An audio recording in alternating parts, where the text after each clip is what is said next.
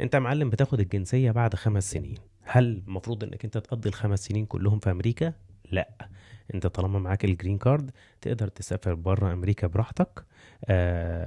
بس مهم جدا انك انت ما تتخطاش ال6 شهور بره امريكا مرة واحدة. تمام. يعني ممكن تسافر 5 شهور وترجع، 3 شهور وترجع، 4 شهور وترجع، وهكذا يعني.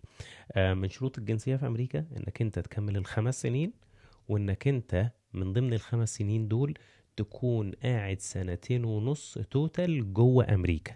2.5 سنين توتال جوه امريكا، ده طبعا غير بقى ايه، انك انت ما تكونش مثلا ايه عملت جريمة معينة، خدت مخالفات معينة، الضرايب بتاعتك مسددها، تتخطى الاختبار بتاع الجنسية نفسه، اختبار عبيط جدا. بيسك انفورميشن عن امريكا يعني، والدستور بتاعها والرؤساء بتوعها والحاجات دي كلها يعني. فالموضوع سهل وبسيط، بس مهم جدا انك انت ايه تقعد فترة كويسة في امريكا.